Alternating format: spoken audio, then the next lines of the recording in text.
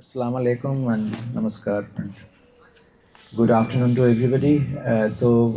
As many of you know, because I've already interacted with some of you, this book was published sometime in the month of June, and thank God it has a very good reception among scholars and people who are interested on the subject of Indian Muslims. As you know, Indian Muslims, the question of Indian Muslims has never had a consensus about its relevance in Indian politics. It was always a contentious subject in the entire 20th century and now in 21st century for different sets of reasons. So this book was first launched in Berlin. Berlin में एक रोज़ा Luxembourg foundation है, उन्होंने इस किताब का पहला launch किया था. उसके बाद यहाँ पे कई लोग होंगे जो कि दिल्ली में एक बहुत बड़ी लॉन्च हुई थी, इसमें कई सारे सियासत के लोग पार्टिसिपेट किए थे. This is a political book about a political subject, about the rights of Indian Muslims, about their future. और उसके बाद ये कई जगह पर इसकी डिस्कशंस हुई है, यूनिवर्सिटीज़ में, पब्लिक फोरम पे, बहुत सारे दूसरे शहर में. अभी मैंने last week university of Gottingen Germany गया था, वहाँ पे डिस्कशन हुई. पेरिस गया था, वहाँ पे डिस्कशन हुई है. और जयपुर लिटरेरी फेस्टिवल वाले भी मुझे दावत दिए हैं इस किताब को डिस्कस करने के लिए. 30 जनवरी से लेकर 3 फरवरी तक जयपुर में जयपुर लिटरेरी फेस्टिवल होगा. तो वहाँ पर 2 फरवरी जो कि संडे के दिन है, उस दिन इस किताब का पैनल डिस्कशन है जयपुर लिटरेरी फेस्टिवल में.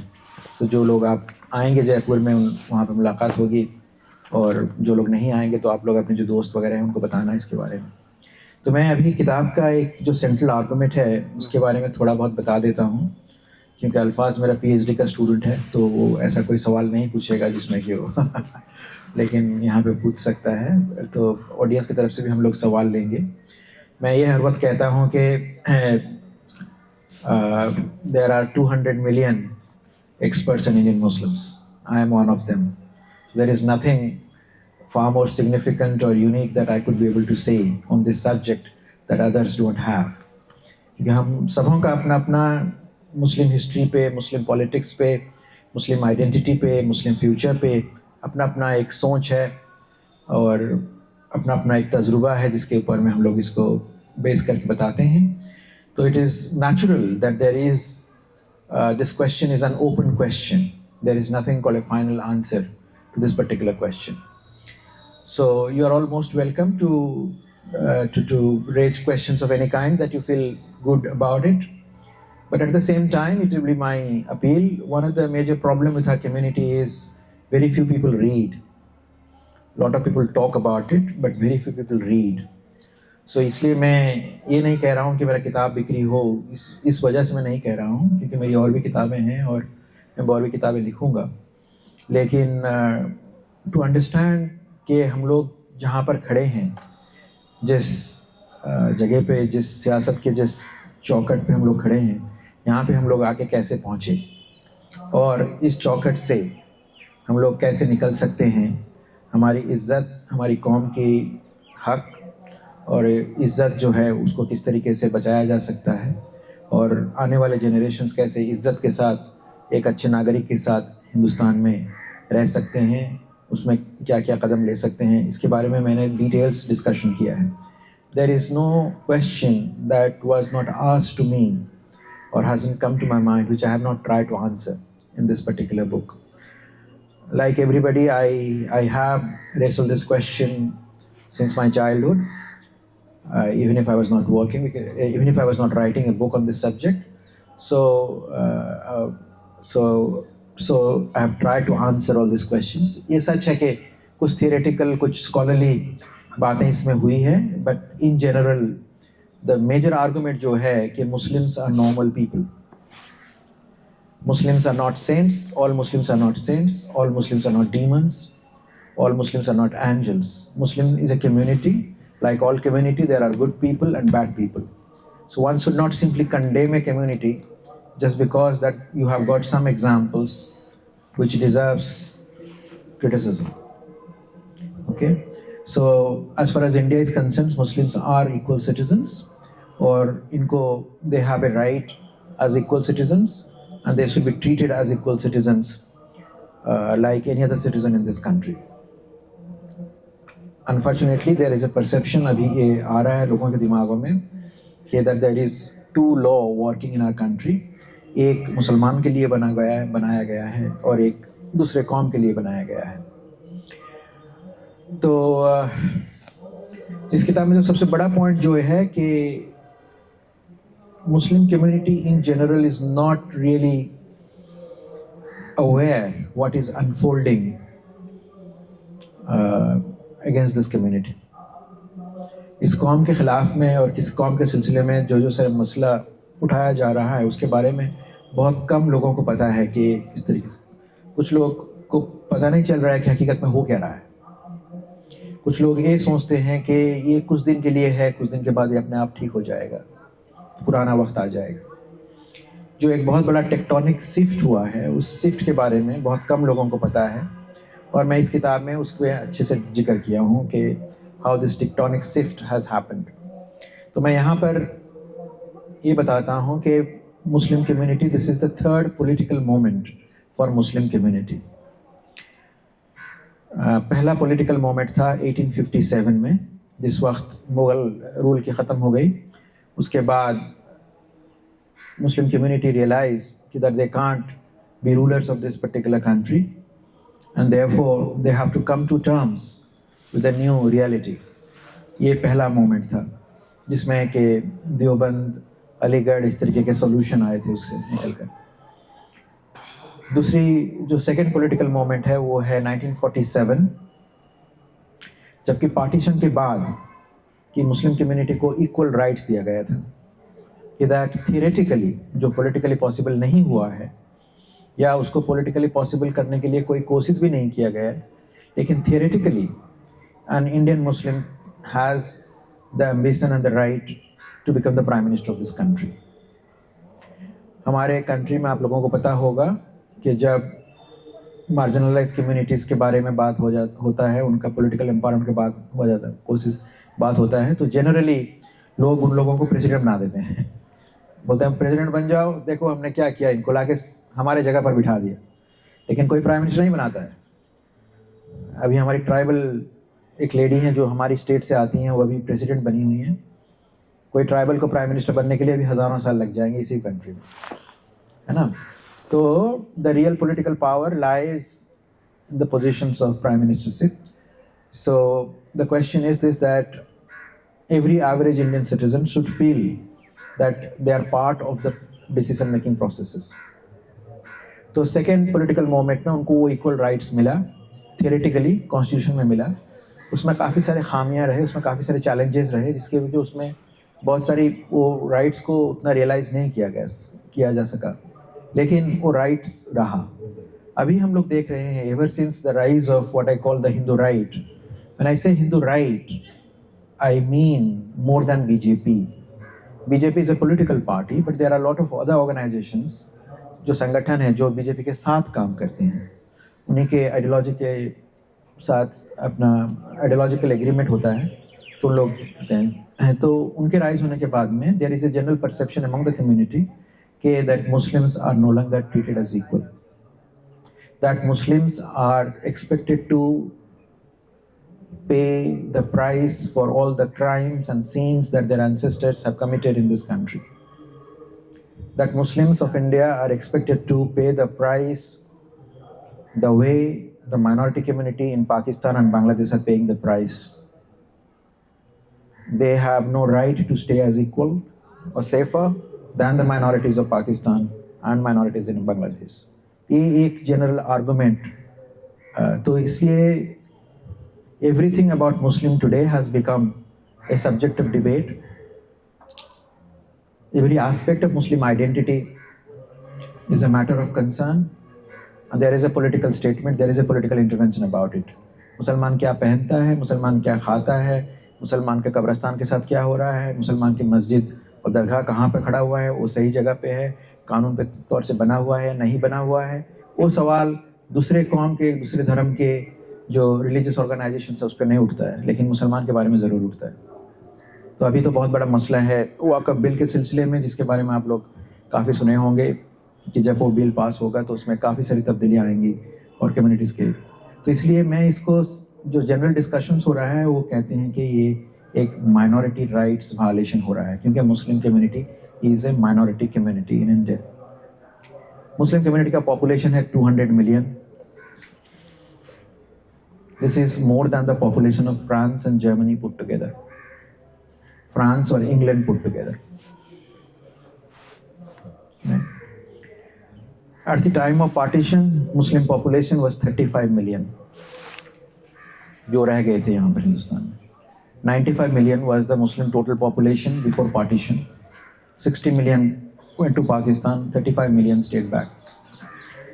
Today, if you put together the Muslim population in the continent, Pakistan, Bangladesh, Indian diaspora or Indian population, Muslim population will be more than 600 million.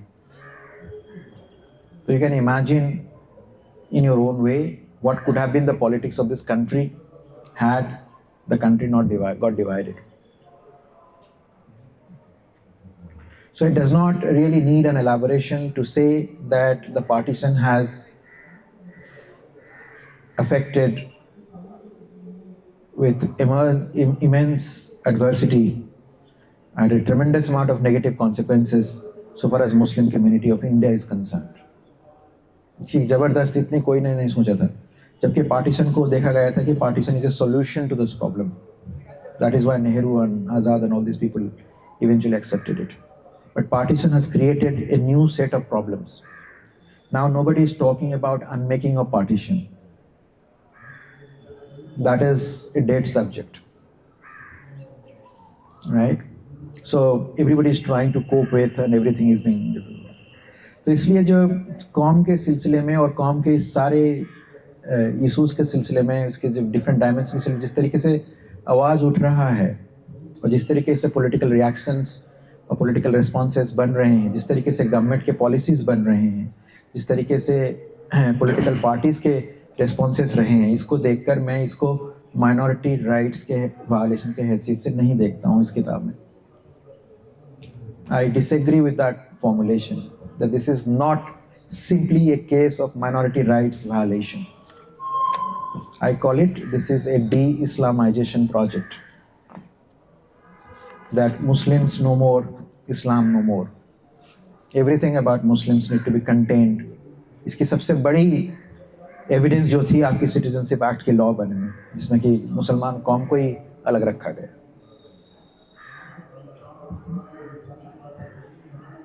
So this is a major difference that I have with other concerns जो दूसरे एक जगह पर बहुत सारे लोग इसको discuss करते रहते हैं, बहुत सारे कंट्रीज कम्युनिटीज़ में इसकी डिस्कशंस होती है, और सारे इसको माइनॉरिटी राइट्स वायलेशन कैसे देखते हैं. माइनॉरिटी राइट्स वायलेशंस का जो सबसे बड़ा एग्जाम्पल है वो है सचार कमीशन रिपोर्ट. सचार कमीशन का जो डॉक्यूमेंट है that is essentially an assessment of minority rights, क्योंकि वहाँ पर मुसलमान को इक्वल समझा गया और जो वहाँ पे इशूज़ उठे या बैकवर्ड इशूज़, उसे स्टेट का एक ऑब्लिगेशन था कि उसको एड्रेस करने के लिए, because minorities are equal and since they have fallen behind, so their problems whether it is education, health और any matter that need to be addressed, it's an obligation on the part of the state. Here we don't see any obligation on the part of the state because the community is not seen as an equal. ये सबसे बड़ी बात है, major argument है मेरी. दूसरी जो है एक गायका, मैं इसके बाद इसको सवाल के लिए उनको दूंगा. तो द सेकेंड इज कि जनरल डिस्कशंस जो होता है हमारे यहाँ पर वो हिंदू मुस्लिम के बारे में होता है. कहते हैं कि this is a Hindu Muslim politics. इसमें मैं डिसएग्री करता हूँ. This is not a Hindu Muslim politics. There is nothing called a Hindu community. आप जब हिंदू कम्युनिटी को देखेंगे उसमें एक शख्सियत है, एक सेक्शन है जो उस कम्युनिटी को टोटली कंट्रोल करता है. That is the upper caste और dominant caste of Hindu community. Dominant caste जो चीज़ चाहेगा वही करेगा और वही होगा. और ये 214 से नहीं शुरू हुआ है, ये बीजेपी के राइज से नहीं हुआ है. Historically Hindu dominant caste have been the decisive player of Indian society. the British colonialism could not have operated so smoothly without the collaboration of a section of the Hindu upper castes. Mughal dynasty could not have operated with such a long period without the support and approval of a section of Hindu upper castes. So Hindu upper caste has historically been a dominant player. And it is the Hindu upper caste again which played a dominant role in the defeating of the British colonialism. तो इसमें काफ़ी सारे studies हैं. एक नया study जो 2-4 साल 5-7 साल पहले आया था अमृता बासु का, कि जहाँ जहाँ जिस स्टेट में हिंदू अपर कास्ट बीजेपी को सपोर्ट किया है वहाँ पर एंटी मुस्लिम वायलेंस बढ़ा हुआ है. उनकी किताब कैम्ब्रिज यूनिवर्सिटी प्रेस से पब्लिश हुई है, जिसमें एम्पिरिकल रिसर्च है. उत्तर प्रदेश, हिमाचल प्रदेश, गुजरात, ये सारे स्टेट्स को लेकर वहाँ पे ये इस्टेब्लिश किया गया है कि wherever Hindu upper caste have supported BJP, anti-Muslim violence has increased. So therefore, it's wrong to argue that this is a Hindu-Muslim conflict. आप जब उस लेंस में देखेंगे तो इसको समझ नहीं पाएंगे हकीकत में हो क्या रहा है. तो हमको ये कहला जाता है कि बीजेपी को तो सब लोग सपोर्ट करते हैं, सरकार में बीजेपी है, मीडिया भी बीजेपी का है, डायस्पोरा भी बीजेपी का है. तो मीडिया जब बीजेपी का है तो मीडिया चलाता कौन है? Again upper caste of India. Diaspora जब बीजेपी के साथ है, who are these people in diaspora? How many Dalits who go to the America or England? Again, the upper caste of India. So it's very important to understand the caste dynamics and its contribution in the legitimacy and in the consolidation of the Hindu right regime in India. It is not that everybody is with them. There are differences, no doubt about it. तो even the secular government जो India का रहा 60-70 साल का, उसमें upper caste का बहुत बड़ा रोल था. ये some other upper caste thought it's okay. अभी the same upper caste is oppose to it for variety of reasons, starting from Mandal and Ayodhya movement and the rest about it. तो ये major argument है. और इस माहौल से और इस सिचुएशन से किस तरीके से मुस्लिम कम्युनिटी निकलेगा और उसके बारे में भी मैं काफ़ी सारे डिस्कस किया हूँ, वो हम लोग फिर बाद में बात करेंगे. I have already taken a long time, so you know Alfaz has a role to play, so I have to give him a legitimate role. So thank you. Thank you, Professor Rahman. So you have already answered from where I wanted to begin with, that what gap actually did you find from already existing literature on Indian Muslims, be it a literature on general Muslim written by Mushir Saab and A.J. Noorani or Asghar Ali Engineer, or scholar like Barbara Metcalf who has studied the Indian Muslim issues from institutional point of view. So since you have discussed the 3 political movements, so this particular gap which I wanted to ask. So taking this discussion forward, so in the introduction, you compared Indian Muslims with blacks in America. So when we see the blacks in America, so they have totally different past in compared to Indian Muslims. For an example, like blacks in America, they had the past which is more related to slavery. They're coming out of slavery, but this is not the case with Indian Muslim. So how justifiable is the comparison of Indian Muslim with blacks in America? ये एक बहुत आम सवाल लोग पूछते हैं और मेरी किताब की डिस्कशन शुरू इसी से होती है. The book begins with a discussion with African Americans. तो मैंने ये सवाल पूछा कि जब हिंदुस्तान में बीजेपी की इस तरीके से राइज हो रही है और ये राइज चलती रही और ये पॉलिटिक्स चलता रहा, तो इस कौम को कैसे कैसे दौर दे के गुजरना पड़ेंगे. What kind of situations or adverse situations that this community would eventually confront in the years to come. So what is the good empirical example to compare कि जब एक majority community minority community के ऊपर में हमला करता है तो हमला को किस तरीके से क्या क्या शेप या फॉर्म देता है उसको, okay? कितना बुरा हो सकता है. तो इसमें एक सवाल तो ये होते हैं कि हमारे दलित कम्युनिटीज़ जो हैं वो भी बहुत दिनों से और बहुत सालों तक और अभी भी इस तरीके के सिचुएशंस के डोमिनेशन और एक्सप्लॉयटेशंस, वायलेंस, इसको फेस करते रहते हैं। तो माइनॉरिटीज़ जो पाकिस्तान में हैं, बांग्लादेश में हैं, श्रीलंका में हैं, उन लोग भी इस तरीके की सिचुएशंस को सामना करते हैं। अफ्रीकन अमेरिकन कम्युनिटीज़ जो सबसे बुरा दौर देखा है वो भी वहाँ पे रहता है। तो ये सारे लोग, दलित हो या अफ्रीकन कम्युनिटी हो, इन लोग अभी भी लड़ रहे हैं। They are still having their fight against injustice.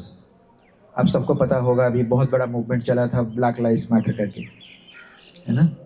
तो इसी तरीके से हमारे दलित भाई लोगों का भी मूवमेंट अभी भी चल रहा है बहुत तरीके से। तो मैं उस एनालिसिस का ये दो वजह था। एक तो मैं देखना चाहता था कि इसके अंदर में क्या सिमिलरिटी है और किस तरीके से क्या क्या नॉलेज या क्या क्या insights Muslim community as a minority could draw instead of being simply disappointed, giving up hope. What sort of source of inspiration that this community could serve for Indian Muslims so that they can also fight against the injustice that is going to come in the future or is happening right now about it. तो इस point of view से देखा गया था। ये सच है कि African American community का इतिहास और हमारा इतिहास अलग है। तो मैं लेकिन यहाँ पे कई सारे एग्जाम्पल्स दिया हूँ जिसमें कि you could see some similarity between the two also, between Muslim community the situation it is facing.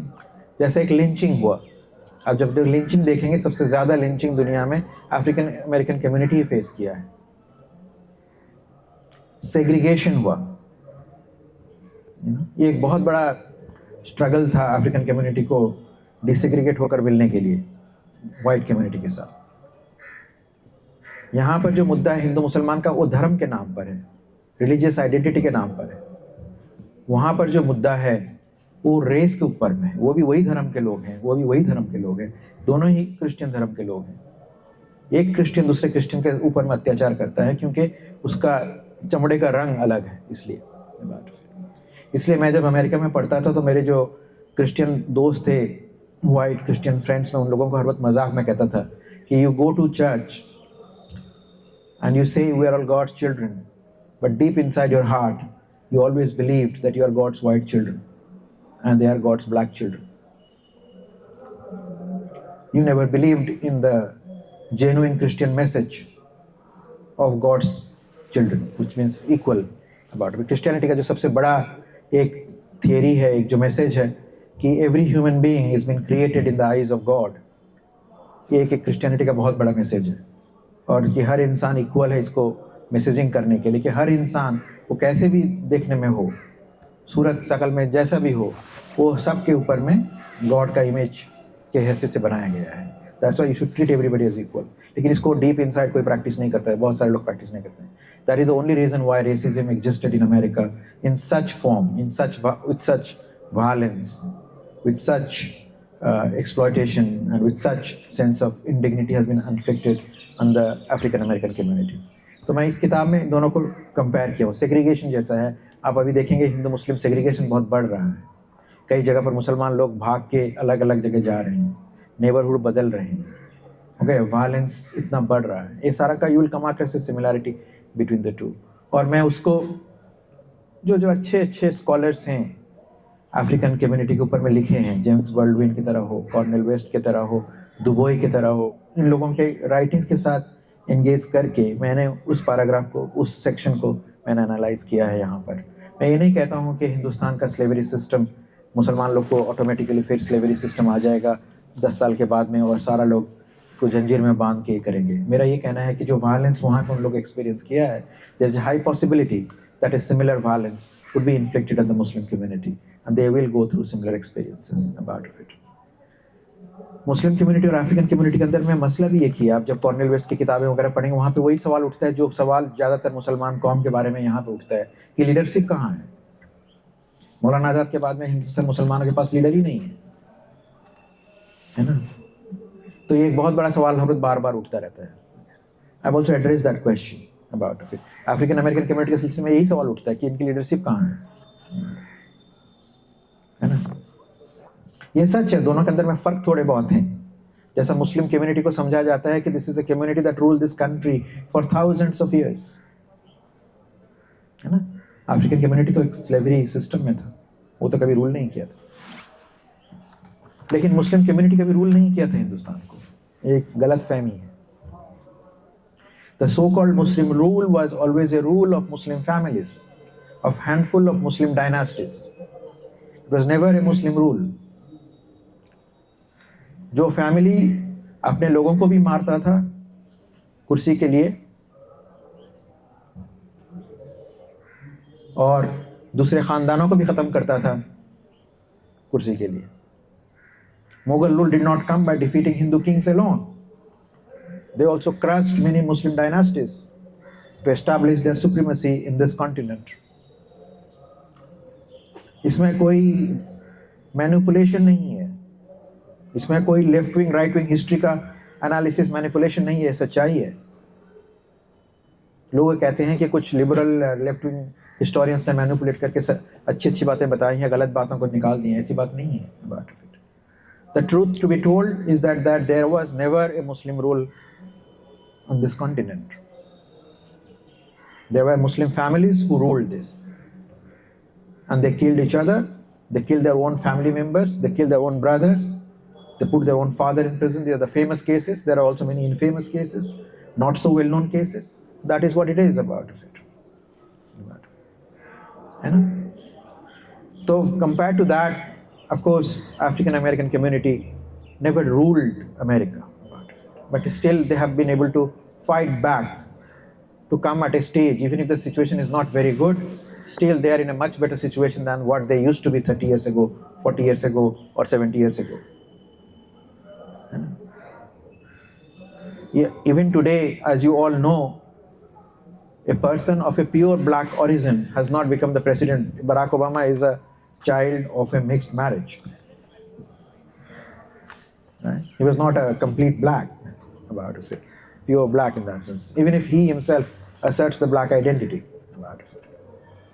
तो वहाँ पे वो मुद्दा भी है about it. But I am trying to analyze it from the point of view of suffering and how that suffering could be dealt with, what sort of resistance that one could be able to build in about it.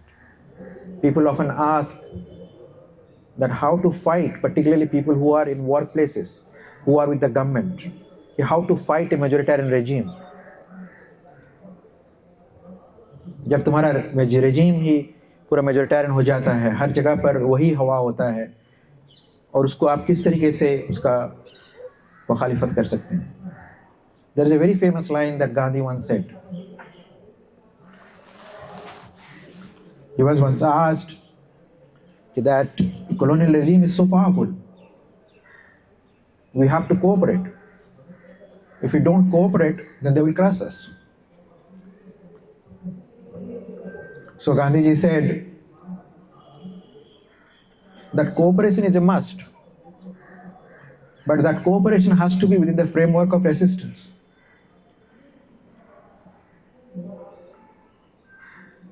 So it has to be strategic.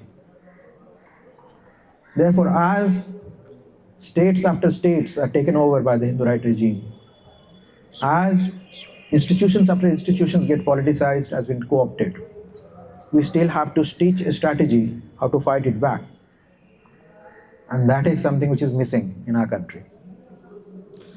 जो हिंदू राष्ट्र की वजूहात है, जैसे कि आपने कहा cultural habits like what you wear, what you eat, or say a Muslim history, and you are taking the reference of Arjun Appadurai, and you are referring to his book Fear of Small Numbers, and you are standing his argument, and you are saying that it is not only fear, it is rather a sort of anger towards a Muslim community.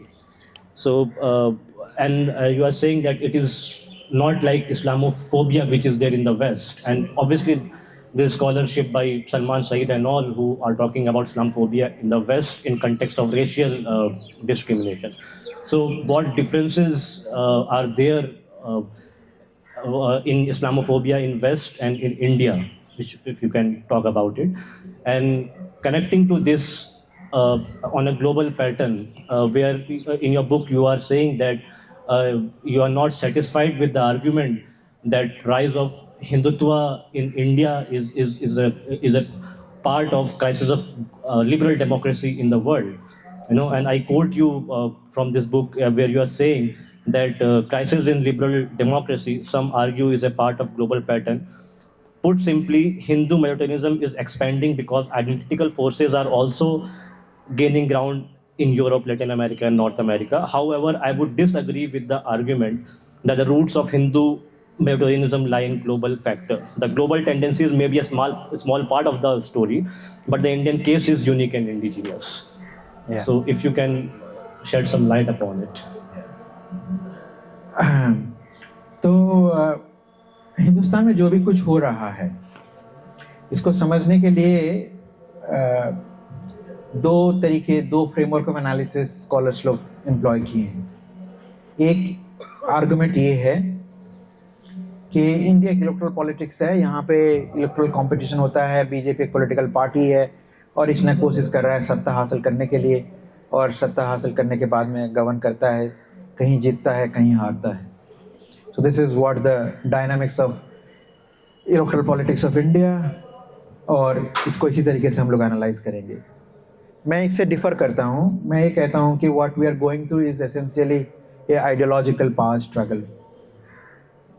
So there is an ideological competition going on through the electoral means, and a particular ideology is trying to assert and co-opt and dominate and color the society on the basis of that. तो इसको समझने के लिए हमको 100 साल के इतिहास को समझना पड़ेगा. You have to go back to 1920s.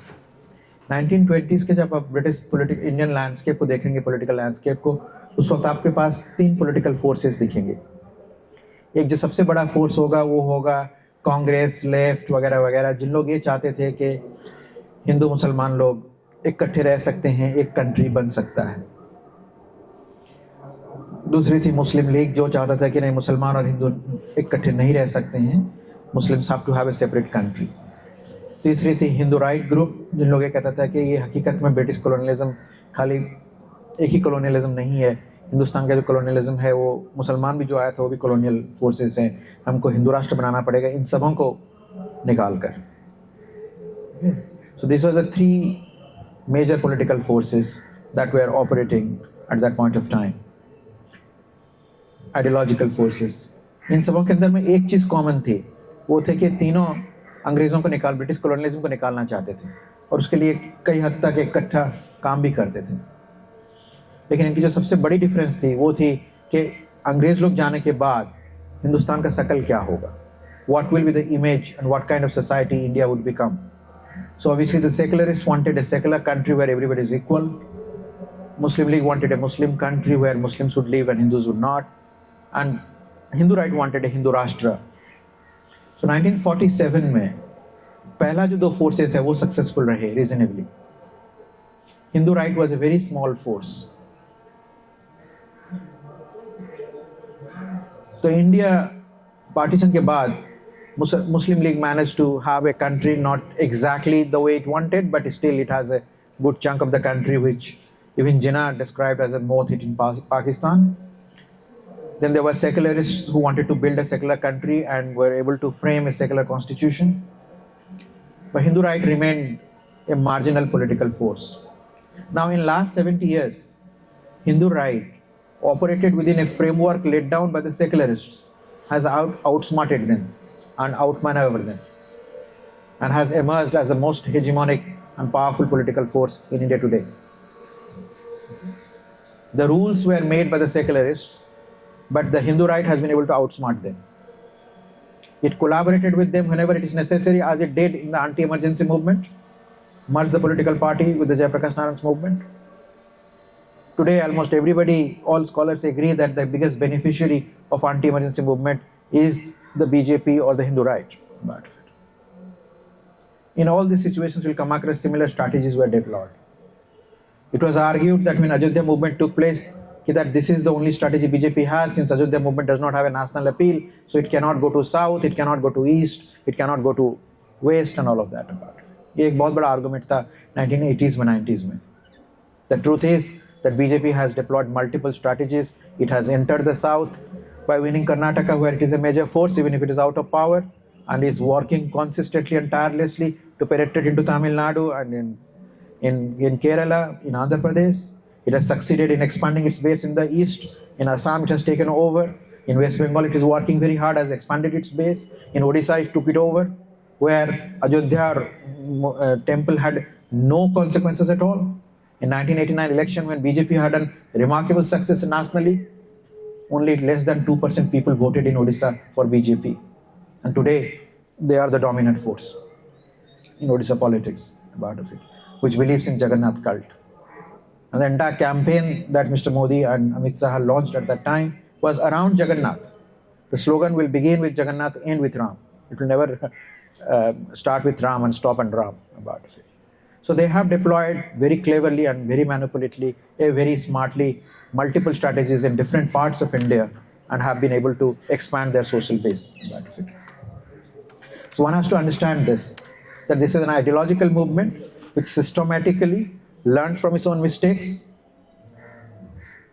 and gradually strategized, collaborated, outsmarted, and has emerged as a hegemonic force. Even in Kashmir, as you must have known, that it decided to have partnership with Mufti Saeed's PDP, about it.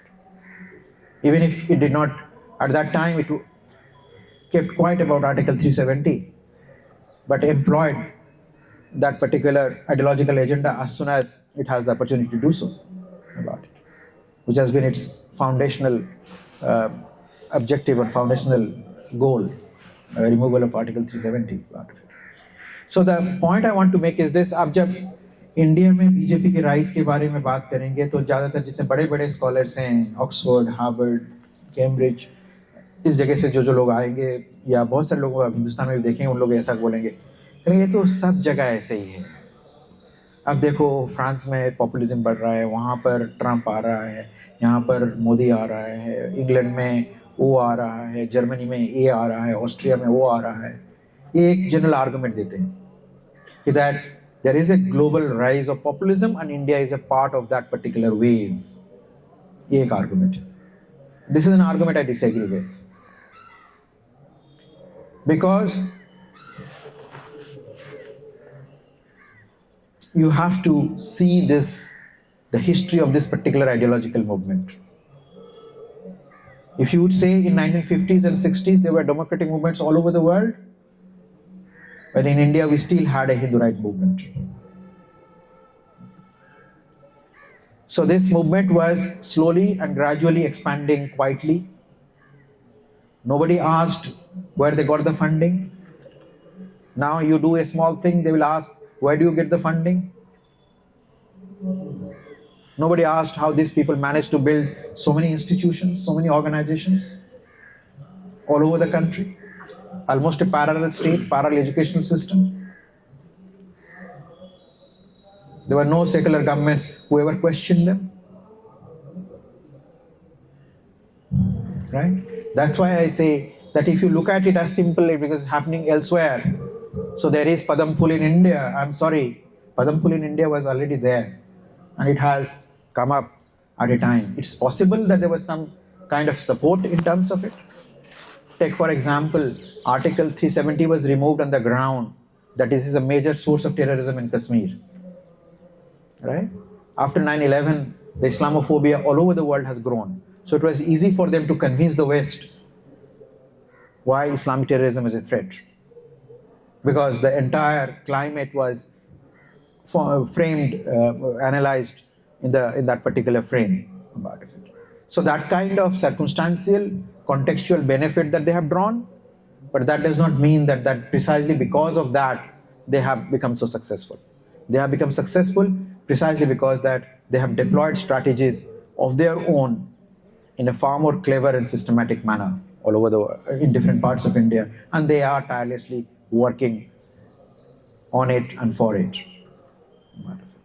It is quite apparent if you carefully look at various election campaign, that their commitment to campaign is far greater than the opposition political parties. Their hunger for power is far deeper or far greater than any opposition political party. Every small election, even if they lose, they take it very, very seriously. They make a lot of investment, and that works or not, that does not matter, but they do that about it. You don't see that commitment among secularists. Secular campaign is ambivalent. Secular campaign is half-hearted, right? Once in a while, you will come across something being said, and most of the time they are quiet. There are parties who do not want to take the name of Muslims. There are leaders who don't want to utter the name of Muslims. Their names are missing from the manifesto, right? So you see the clear contrast between the two.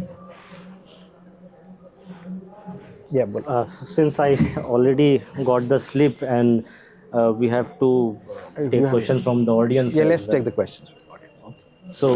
Okay. So if anyone in the audience wants to ask the question, please, you may ask.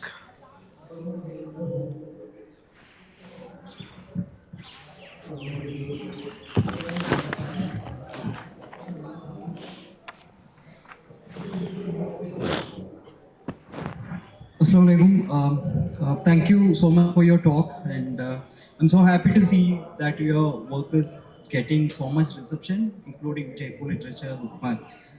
And I wish you will be able to represent this topic adequately in Jaipur Literature Festival. So I must admit that I could not, or I did not get the opportunity to read a current book, but I have read your previous edited volume, Communalism in Post-Colonial India. And I wanted to ask something related to that, which I think must be, must have informed your recent work as well. So in that book, in the introduction part, you have written or you have argued about communalism, which is the major topic of the book, and which is, I think, one of the major, theoretical frameworks you have used to look at the issue. So I quote you, communalism as an idea is a typical attitudinal disease with infinite capacity to generate suspicion, fear, hate, violence, and discriminatory tendencies among members of communities of real or perceived differences. So I think this is a very precise definition of what is communalism from your end. But I have two questions related to this. One is that in this definition, you are trying to argue that communalism is something pathological, which I think that particular definition overlooks the aspect of power in the phenomenon of communalism. And secondly, how fair it is to use the framework of communalism to understand the Muslim question in India. Because I'm particularly asking this question because, when we employ the framework of communalism in India, for example, this is a very popular framework to understand Muslims and to talk about Muslim question. Major political parties and mainstream parties use this. So, for example, very recently in Kerala, M.K. Raghavan, Vijay Raghavan, who is one of the prominent CPM political leaders, has made a statement saying that Rahul Gandhi was won in Wayanad with the support of Muslim communal forces, and which has been taken by the national media to, propagate their, ideology against Kerala and against the so-called secular fabric of Kerala. So obviously, under this purview of communalism, both Muslim political organization as well as the Hindu ideological forces come under the purview of communalism. So do you think this is a limitation of this idea, and as well as your particular definition of communalism as a pathological phenomena overlooks the aspect of power? Thank you so much. Should we take a couple of questions or should I answer this one? First of all, I would like to thank from my deepest heart. My question is just a little short question. I just want कि आप रोशनी डालें Hindutva and religion mythology difference इसके.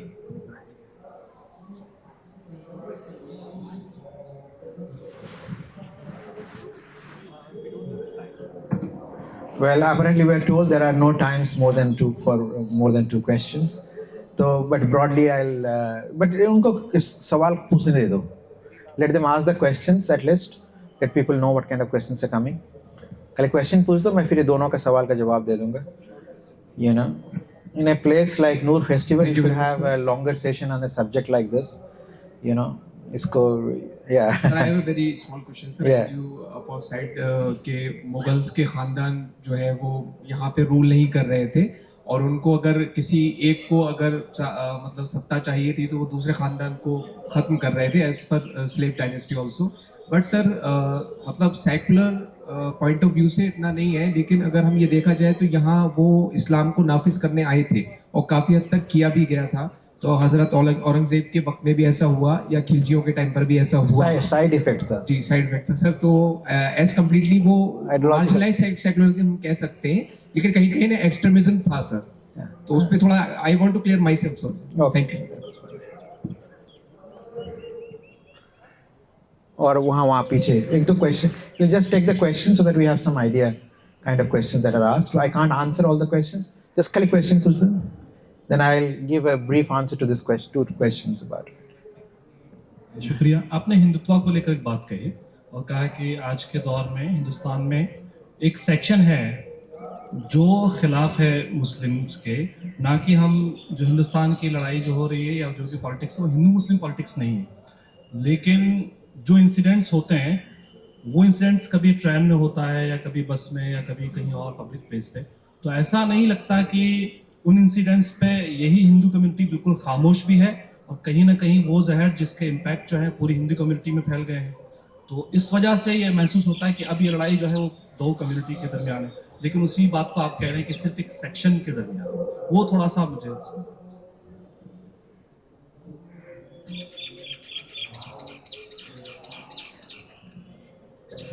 Sir I will be very short. आपने Afro American literature की बात की तो वहाँ पर बेसिकली दो तहरीक चल रही थी. एक तहरीक तो मार्टिन लूथर किंग की थी और दूसरी जो है एलाइजा मोहम्मद और मालकम एक्स मोहम्मद अली की थी. तो नेशन ऑफ इस्लाम ने एक बिल्कुल अलग तरीके से वहाँ पर आइडेंटिफिकेशन किया है अपना. तो हम उससे ज़्यादा रिलेट करें या फिर मार्टिन लूथर किंग से, क्योंकि उनको तो मार दिया, असैसिनेट कर दिया मालकम एक्स को, because they were facing all the allegations and all the persecutions. And while Martin Luther King was also assassinated. Also assassinated. But still, sir. Yeah. All right. So there is one last question उन्हीं को दे दो, बस उसके बाद हम शुरू करेंगे. Just quick है, short questions.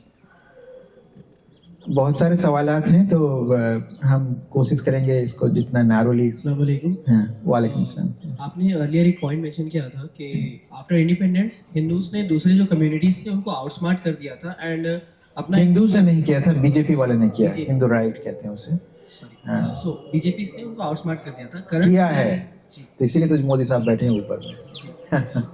So if we look into the current scenario, आप एमएलए नहीं बन सकते, एमपी नहीं बन सकते, वो तो उतना सल्तनत संभालते हैं. जी. So if we look into the current scenario, हम देख सकते हैं कि आज के टाइम पे एक जो लार्जर पिक्चर चल रहा है, एक तो हमें पता है कि हिंदुत्व चल रहा है, they are trying to control all the politics that is happening in India, and उसी के साथ साथ वो लोग इंटरनेशनल पॉलिटिक्स में भी आज के टाइम पे ये सोच रहे हैं कि विश्व गुरु वो लोग इंडिया को बना देंगे, and all of that is happening.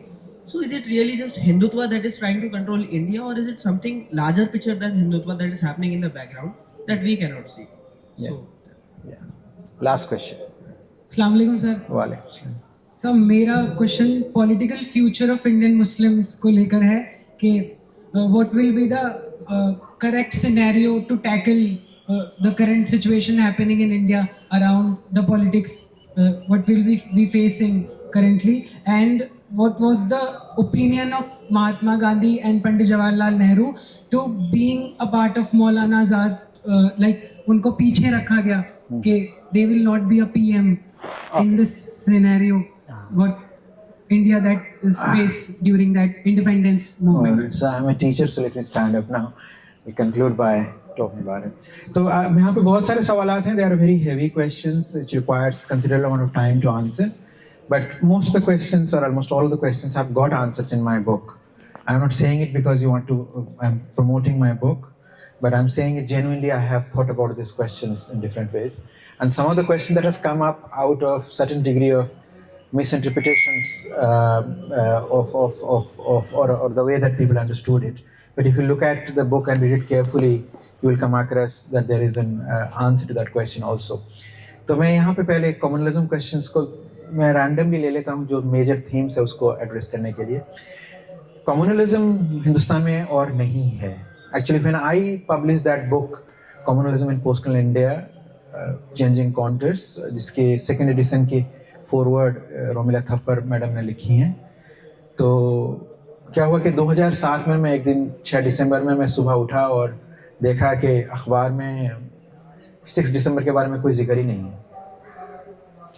I was reading Hindu newspaper, Indian express. फिर मैंने मार्केट को गया, वहाँ पे टाइम्स ऑफ इंडिया देखा और हिंदुस्तान टाइम्स देखा. Not a single major dailies of India carried any story on 6 December,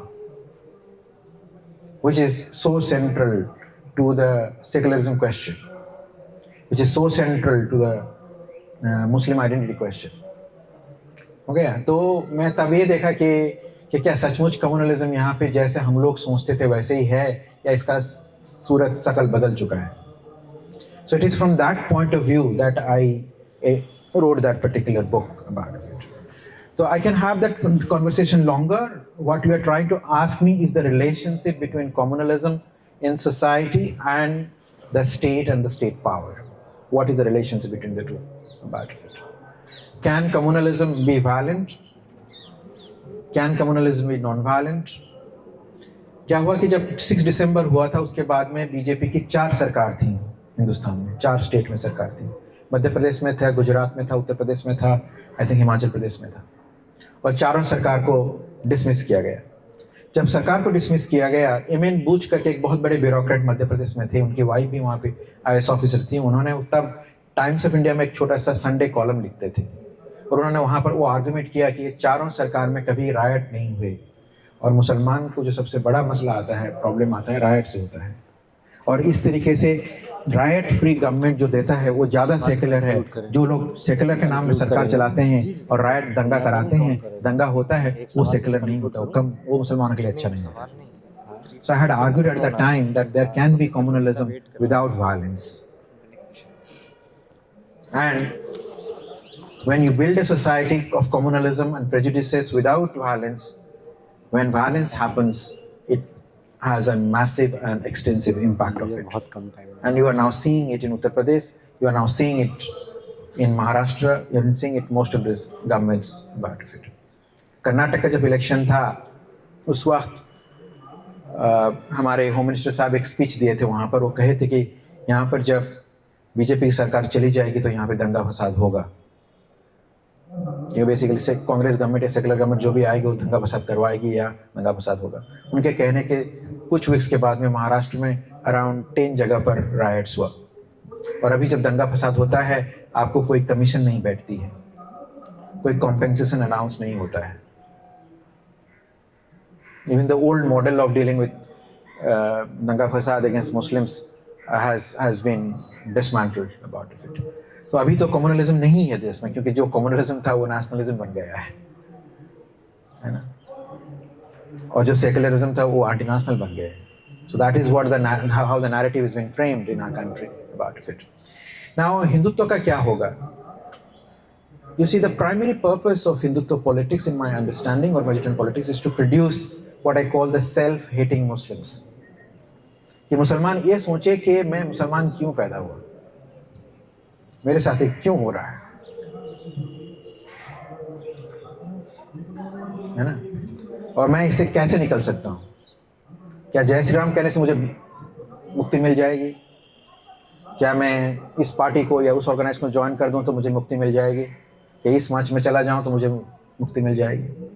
वो इतना कंफ्यूज्ड हो रहा है, आप लोग सबको देखते हो। Of course, there is a fundamental difference between Hinduism and Hindutva, because Hindutva is a political project, Hinduism is a religion. And Hinduism as a religion, as we all know, because we all have been living in the society for years, for generations, it's a very plural religion. The Hinduism of Tamil Nadu is very different from Hinduism of Odisha and Hinduism of Rajasthan and Hinduism of Bengal. But Hindutva as a project is a very unified, a very, very consolidated, very clear-eyed project. Yeah. So therefore, when people ask me how to, because in my book I argue about revival of secularism and the possibility whether a secular project could be revived in this country. Can we learn the lessons from the mistakes that's been made during those last 60 years or 70 years or so? So one of the objectives of secularism or the new secularism would be to rescue Hinduism from Hindutva. Okay? So ये बहुत बड़े फर्क हैं इसमें benefit. Now there are questions concerning this Hindu-Muslim framework. You see, I was, you have to understand what I'm saying is this: when you're talking about Hindutva or Hindu politics, you have to find out which is the most powerful section that controls, which is the engine within that system. सब लोग हिंदू कहते हैं, लेकिन दलित का जितना power है इस country में, अपर कास्ट जितना पावर से बहुत फर्क है ना? लोग कंपेयर करते हैं, ये भी पॉलिटिकल स्ट्रेटजी बनता है, मुसलमान दलित इकट्ठे हो जाएं, इनका नंबर बढ़ जाएगा और अपर कास्ट का नंबर कम जाएगा, हिंदुत्व फोर्सेस टूट जाएंगे, कमजोर हो जाएंगे वगैरह वगैरह। ये भी आर्गुमेंट चलता है, इसमें काफी सारे पॉलिटिकल पार्टीज भी काम करते हैं। I am planning to put together a session around that, this hopefully sometime in February or so. The question is this: Muslim community is historically a multi-class community. मुसलमान गरीब भी था, गरीब भी है, मुसलमान मिडिल क्लास था, मिडिल क्लास है, मुसलमान अपर क्लास है, अपर कास्ट था, अपर क्लास है, रूलिंग क्लास है, वगैरह वगैरह, उसके पार्ट में है वगैरह वगैरह। ठीक है? दलित community was never a multi-class community. It is evolving as a multi-class community in last 60-70 years because of affirmative action policy. There is no Taj Mahal of Dalits. There is no Red Fort of Dalits in this country. है ना? इसमें काफी फर्क है बात।